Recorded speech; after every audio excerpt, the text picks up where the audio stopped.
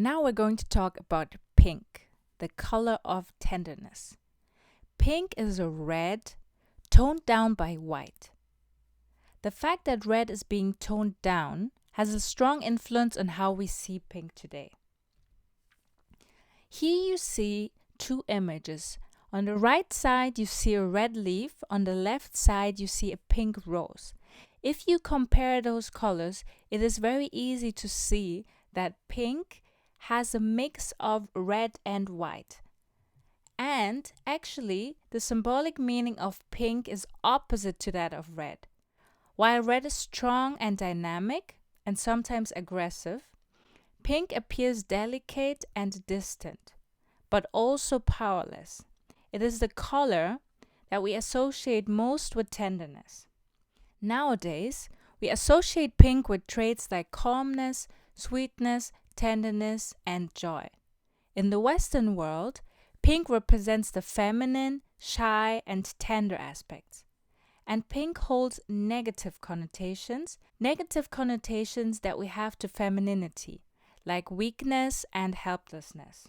Pink is a typical female color whose acceptance by women and men differs greatly. While 8% of women find pink more beautiful than any other color, 12% of men rank it as the color they like the least. The way we experience a color is strongly influenced by our culture. In recent years, however, pink is increasingly favored by young consumers. It is a very trendy color, not only worn by women but also by men. It is interesting to note that the associations that we have to pink have been drastically changing over the years. In Western culture, we kind of assume that pink has naturally always been for little girls, because that's how it has been the last decades. However, this is not how it used to be. While pink is a typical color for clothes and decoration for girls, at least in the Western society, and blue is seen as the typical color for boys, it used to be the other way around. If you look at this image, you see a boy dressed in pink.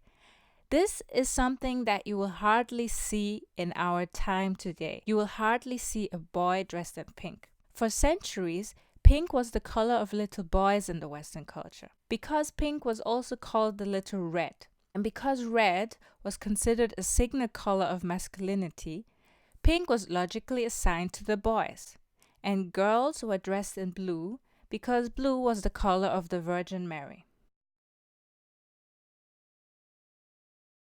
In advertising, pink is often used by brands that want to be associated with femininity, softness, and youth.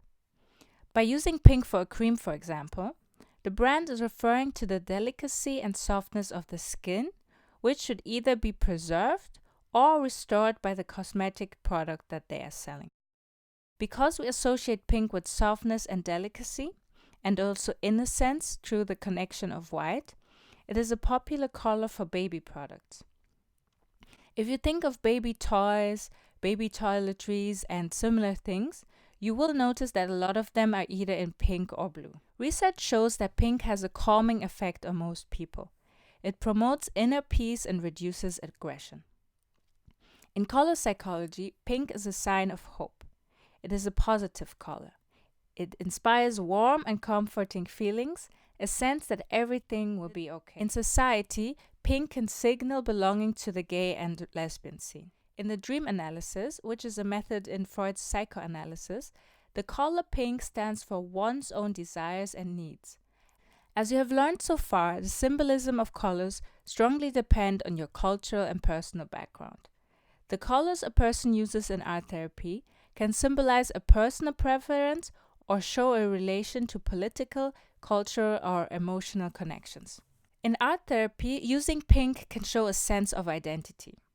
How do you see yourself, or how do you want to be seen by society? When pink is used a lot, I also look out if there's a link to femininity and attributes linked to feminine nature, like gentleness, empathy, humility, sensitivity, just to name a few examples. This is the end of the lecture. I hope you enjoyed it.